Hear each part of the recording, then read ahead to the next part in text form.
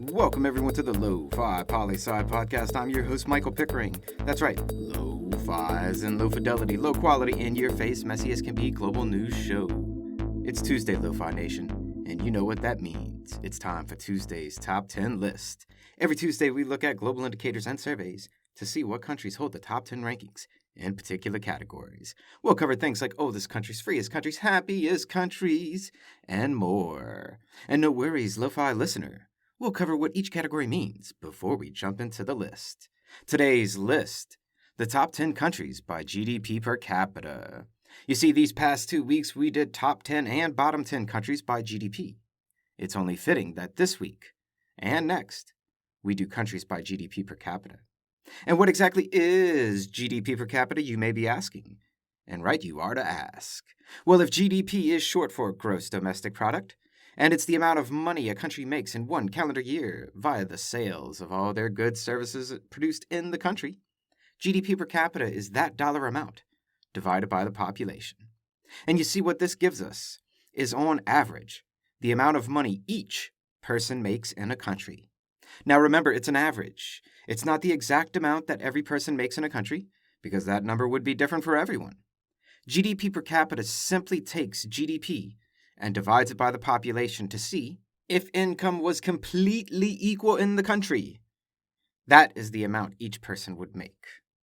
All that being said, let's hit it already. The list from the International Monetary Fund's data on 2020. Coming in at number 10, Australia, with each person in the country making, on average, $51,885 a year. Number 9, Qatar, with a GDP per capita of $52,751 a year. Number 8, Iceland, coming in at $57,189 a year per person. Number 7 is Denmark, with $58,439. Number 6, Singapore, at $58,484. And to our top 5, number 5, the United States, with $63,051. Number 4, Norway, at $67,989. Number 3 is Ireland, having at $79,669 per person. Number 2, Switzerland, with $81,867. And coming in at number 1, and the country with the highest GDP per capita in the world in 2020, a 5 count to see if you guess right. And 5, 4, 3, 2, 1. And if you said Luxembourg, with $109,602, then you are absolutely correct.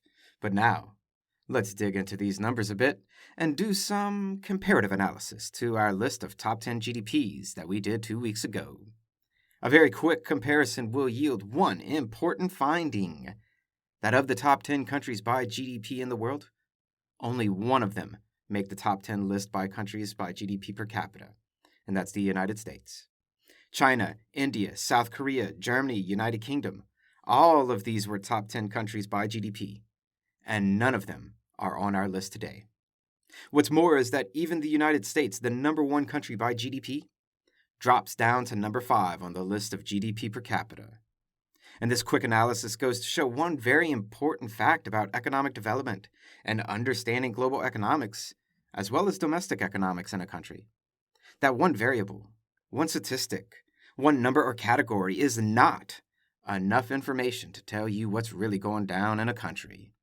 And remember, even GDP per capita is flawed, greatly flawed, as it assumes what each person in a country would make if and only if the income distribution in the country is completely equal, which we know is never the case.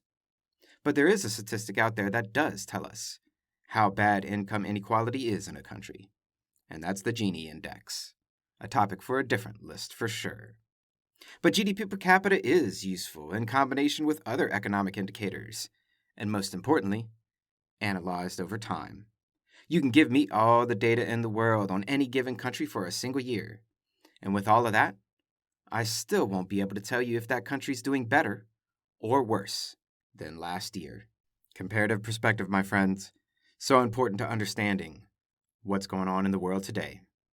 And that's this Tuesday's Top 10 list. Always remember that Lofi Poli Sci is more than just me. It's the we that we be. Thanks for listening. Stay safe, wash those hands, and I'll see you on the next episode of the Lofi Poli Sci podcast. Pickering, signing off.